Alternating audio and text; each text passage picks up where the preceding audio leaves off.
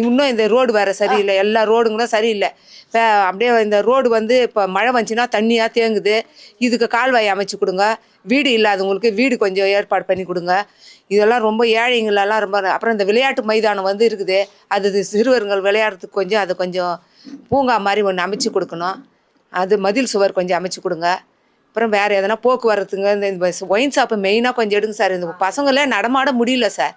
இப்போ ரோட்டில் போகும்போது 10 மணி ஆனால் கூட இப்படி வெளியே முடியல, அவ்வளோ வண்டிங்க அப்படியே போகுது வருது. இப்போ கூட ஒரு ஆக்சிடென்ட் ஆகிட்டு. தயவுசெய்து அந்த ஒயின் ஷாப் எடுக்கிறதுக்கு கொஞ்சம் ஆதரவு கொடுங்க சார். அது எடுத்துட்டிங்கன்னாக்கா கொஞ்சம் நல்லாயிருக்கும். கொஞ்சம் வீடு இல்லாதவங்களுக்கு கொஞ்சம் நேரில் ஆய்வு பண்ணி அவங்களுக்கு வீடு கட்டி கொடுங்க சார். ரொம்ப பேர் வீடு இல்லாத தவிக்கிறாங்க அப்படியே. அதனால் இருக்கிறவங்கெல்லாம் இருக்கிறோம், ஏழைங்க நிறைய இருக்கிறாங்க சார். அந்த ஏழைங்களை கொஞ்சம் எல்லோரும் கொஞ்சம் பாருங்கள் சார். கொஞ்சம் இந்த ஆட்சி வந்துச்சுன்னா கண்டிப்பாக செய்வாருன்னு எங்களுக்கு 99% நாங்கள் உறுதியாக இருக்கிறோம். அதுக்கு தகுந்த மாதிரி நீங்களும் செய்வீங்கன்ற நம்பிக்கையோடு தான் நாங்கள் வாக்களிக்குவோம். எங்கள் வாக்கு உங்களுக்கு தான், இரட்டை இலைக்கு தான் நாங்கள் வாக்களிக்க போகிறோம். வாக்களிப்பீர் இரட்டை இலைக்கே.